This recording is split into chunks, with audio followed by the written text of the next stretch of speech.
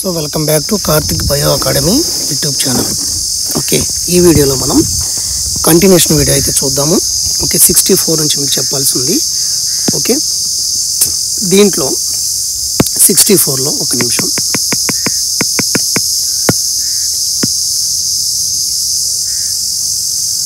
Okay, so 64 రావడం జరిగింది. Next 64 ఒకసారి చూడండి, మీకు కనబడుతుంది అనుకుంటున్నాను. ఇక్కడ చూడండి, శాస్త్రాన్ని అర్థం చేసుకోవడంలో ఉపయోగపడే యథార్థ విషయాలు, విజ్ఞాన శాస్త్రం అర్థం చేసుకుని ఉపయోగపడే యథార్థ విషయాలు, పదజాలము, నిర్వచనాలు, నియమాలు సంబంధించి అంశాలను, వీటికి సంబంధించిన అంశాలను సూచించే జ్ఞానం ఏంటంటే వాస్తవిక జ్ఞానం. అంటే ఒక శాస్త్రానికి లేదా విషయానికి సంబంధించి సమస్యను పరిష్కరించడానికి విద్యార్థులు తప్పనిసరిగా తెలుసుకోవాల్సినటువంటి ప్రాథమిక అంశాలను కలిగి ఉండేదే వాస్తవిక జ్ఞానం. అయితే ఇంకో డెఫినేషన్ ఏంటంటే విజ్ఞాన శాస్త్రాన్ని అర్థం చేసుకోవడంలో ఉపయోగపడేటువంటి యథార్థ విషయాలు, పదజాలము, నిర్వచనాలు, నియమాలు, వీటికి సంబంధించి అంశాలను సూచించే జ్ఞానం ఏంటంటే వాస్తవిక జ్ఞానం అవుతుంది. ఇది జ్ఞాన పరిమాణంలో ఉన్నటువంటి మొదటి జ్ఞానం ఏంటంటే మనకి వాస్తవిక జ్ఞానం గురించి మనం డెఫినేషన్ చూస్తున్నాము. మరి రెండోది ఏంటి, ఇక్కడ చూడండి, భావనాత్మకంగా. ఇప్పుడు 65 చూడండి ఒకసారి బిట్టు. ఒక పెద్ద నిర్మాణంలోని ప్రాథమిక అంశాలు వాటి మధ్య పరస్పర సంబంధాలతో కలిసి పనిచేసే విధానం. అంటే ఒక పెద్ద నిర్మాణంలోని ప్రాథమిక అంశాలు వాటి మధ్య పరస్పర సంబంధాలతో కలిసి పనిచేసే విధానం గురించి తెలిపే జ్ఞానము భావనాత్మక జ్ఞానం అవుతుందన్నమాట. ఒక పెద్ద నిర్మాణంలో కొన్ని ప్రాథమిక అంశాలు ఉంటాయి. ఆ ప్రాథమిక అంశాల మధ్య పరస్పర సంబంధాలతో వాటిలో ఉన్న అంశాలు ఒకదానికొకటి పరస్పర సంబంధాలతో కలిసి పనిచేస్తాయి.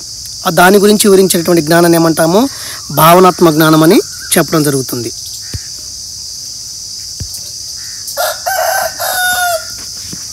ఒక్క నిమిషం.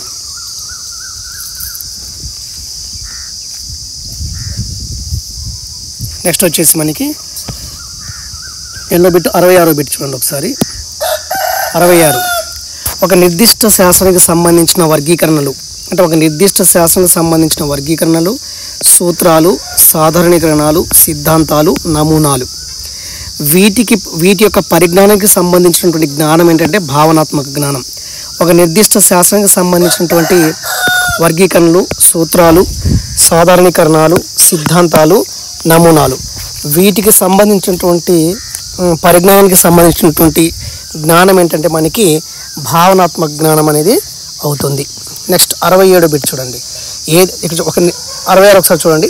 ఒక నిర్దిష్ట శాస్త్రానికి సంబంధించినటువంటి వర్గీకరణలు, సూత్రాలు, సాధారణీకరణాలు, సిద్ధాంతాలు, నమూనాలు, వీటికి సంబంధించినటువంటి జ్ఞానం ఏమంటామంటే మనం భావనాత్మక జ్ఞానం అని చెప్పడం జరుగుతుంది. భావనాత్మక జ్ఞానం అని చెప్పడం జరుగుతుంది. ఓకే, నెక్స్ట్ 67 ఏదైనా ఒక విషయానికి సంబంధించిన అన్వేషణ పద్ధతులు, నిర్దిష్ట నైపుణ్యాలు, సాంకేతికల పరిజ్ఞానం. చూడండి, అన్వేషణ పద్ధతులు, నిర్దిష్ట నైపుణ్యాలు, సాంకేతికల పరిజ్ఞానం గురించి తెలిపే జ్ఞానం ఏంటంటే మనకి ప్రక్రియాత్మక జ్ఞానం. అంటే వాస్తవికమైనటువంటి జ్ఞానం ఒకటి, భావనాత్మక జ్ఞానం ఒకటి, ప్రక్రియాత్మక జ్ఞానం అనేది 3 రకాలుగా ఉంటుంది. కాబట్టి ఒక్కొక్క దాని గురించి తెలియజేస్తున్నాను. ఈ 3 కూడా జ్ఞాన పరిమాణంలో ఉంటాయి. ఈ జ్ఞాన పరిమాణం దేంట్లో ఉంటుంది, సవరించబడినటువంటి విద్యాలక్షల వర్గీకరణలో ద్విపరిణామాత్మకం కదా, దాంట్లో ఒకటి జ్ఞాన పరిమాణాత్మకము, రెండోది సంగణాత్మకము. ఆ జ్ఞాన పరిమాణాత్మకంలో మనకి 3 జ్ఞానాలు ఉంటాయి. ఒకటి వాస్తవిక జ్ఞానము, భావనాత్మక జ్ఞానము, ప్రక్రియాత్మక జ్ఞానం అన్నమాట. ఓకే, ఇది జ్ఞాన పరిమాణానికి సంబంధించింది. మరి అకార్డింగ్ టు అండర్సన్ ప్రకారం ఏంటి, ఇంకో జ్ఞానం ఏముంటుందంటే మనకి అది సంజ్ఞానాత్మక జ్ఞానం అనేది ఉంటుంది. మళ్ళీ ఒకసారి చెప్తాను చూడండి. అండర్సన్ విద్యాలక్షల వర్గీకరణ అనేది ద్విపరిమాణాత్మకం. ఈ ద్విపరిమాణాత్మకంలో మొదటిది ఏంటి, జ్ఞాన పరిమాణం ఒకటి, రెండోది అది సంజ్ఞానాత్మక జ్ఞానం ఒకటి. ఈ జ్ఞాన పరిమాణంలో మనకి 3 జ్ఞానాలు ఉంటాయి. వాస్తవిక జ్ఞానం అని, భావనాత్మక జ్ఞానం అని, ప్రక్రియాత్మక జ్ఞానం అని. ఒక్కొక్కటి గురించి మనం ఎక్స్ప్లెయిన్ చేసాము. ఓకేనా. తర్వాత మనకి 68 బిట్ చూడండి. ఆది సంజ్ఞానాత్మక జ్ఞానం అంటే ఏంటంటే ఒక వ్యక్తి తన స్వంత జ్ఞానం గురించి అవగాహన కలిగి ఉంటాడు. ఒక వ్యక్తి తన స్వంత జ్ఞానం గురించి అవగాహన కలిగి ఉండటమే ఆది సంజ్ఞానాత్మక జ్ఞానం అనేది అవుతుంది. ఓకే, ఇప్పుడు మనకి 69 బిట్లో నేను ఏం చెప్తున్నానంటే 69లో పెట్టి మ్యాచింగ్ ఇస్తున్నాను direct answer.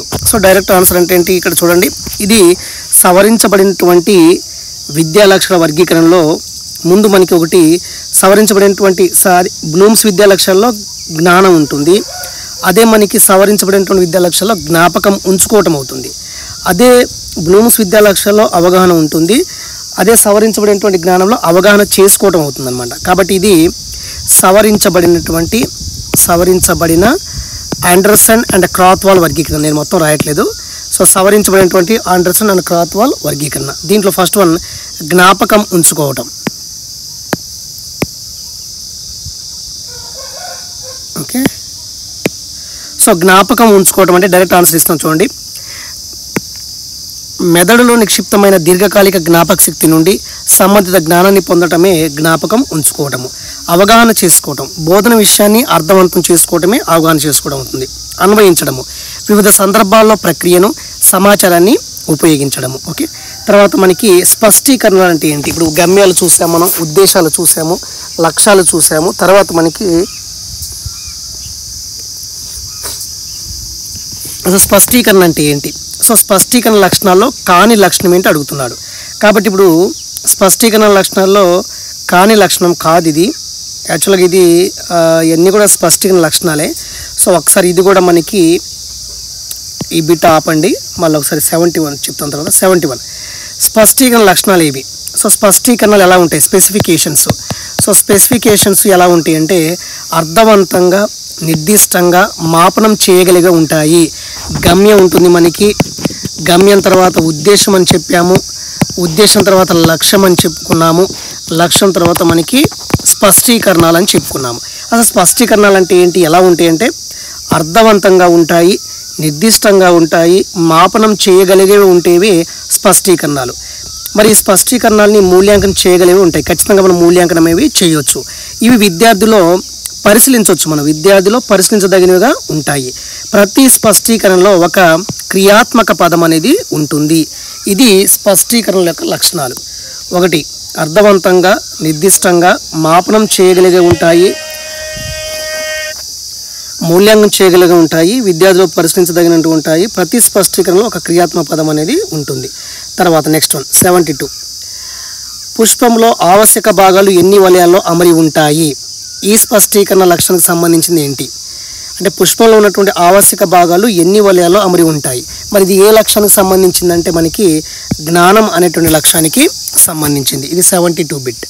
So next one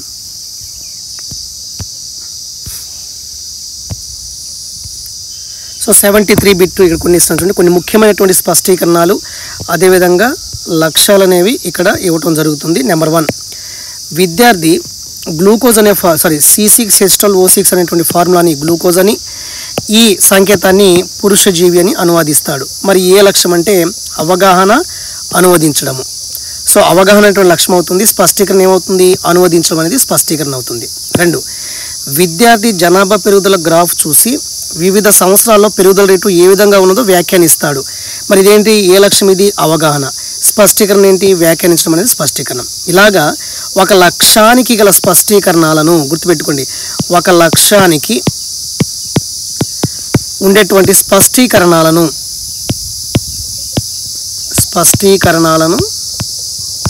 ఎగ్జామ్లో ఖచ్చితంగా అడుగుతారు. కాబట్టి ఒక పేజ్ నుంచి మీకు ఇవ్వడం జరుగుతుంది. ఆ పేజ్ని నెక్స్ట్ పేజ్లో ఉంటే మీకు చెప్తాను, ఓకేనా. కాబట్టి ఎగ్జామ్ పాయింట్ ఆఫ్ వ్యూ ఒక లక్ష్యం ఇచ్చేసి దానికి స్పష్టీకరణ ఏంటి అడుగుతాడు. ఒకసారి బ్యాక్ పేజ్కి వెళ్దాం, ఒకసారి చూడండి. ఒకసారి బ్యాక్ పేజ్కి వెళ్తే మీకు చెప్పాను నేను. ఇక్కడ చూడండి, ఇక్కడ ఏమన్నానంటే పుష్పంలో ఆవశ్యక భాగాలు ఎన్ని వలయాల్లో అమరి ఉంటాయి. ఈ స్పష్టీకరణకు సంబంధించిన లక్ష్యం ఏంటి అంటే ఈ లక్ష్యానికి ఏ లక్ష్యం ఇది అంటే జ్ఞానం అనేటువంటి లక్ష్యమే కదా. తర్వాత ఏంటి, మరి తర్వాత ఏమన్నారు చూడండి ఒకసారి. సో ఇక్కడ ఏమంటున్నారంటే కొన్ని ముఖ్యమైనటువంటి స్పష్టీకరణ లక్ష్యాలు ఇస్తానని చెప్పాను. ఇప్పుడు విద్యార్థి C6H12O6 అనే ఫార్ములాని గ్లూకోజ్ అని, ఈ సంకేతాన్ని పురుష జీవి అని అనువదిస్తాడు. మరి ఇది ఏ లక్ష్యము, ఏ స్పష్టీకరణ అంటే అవగాహన అనేటువంటి లక్ష్యంలో స్పష్టీకరణ అనేది అనువదించడం అనేది స్పష్టీకరణ. విద్యార్థి జనాభా పెరుగుదల గ్రాఫ్ చూసి వివిధ సంవత్సరాల పెరుగుదల రేటు ఏ విధంగా ఉన్నదో వ్యాఖ్యానిస్తాడు. అంటే ఇక్కడ లక్ష్యం ఏమవుతుంది, అవగాహన అవుతుంది, స్పష్టీకరణ వ్యాఖ్యానిస్తాం. కాబట్టి ఎగ్జామ్ పాయింట్ ఆఫ్ వ్యూలో ఒక లక్ష్యానికి స్పష్టీకరణలు ఎలా ఉన్నాయి అనే కోణాలు ఖచ్చితంగా బిట్లైట్ ఇవ్వటం జరుగుతుంది.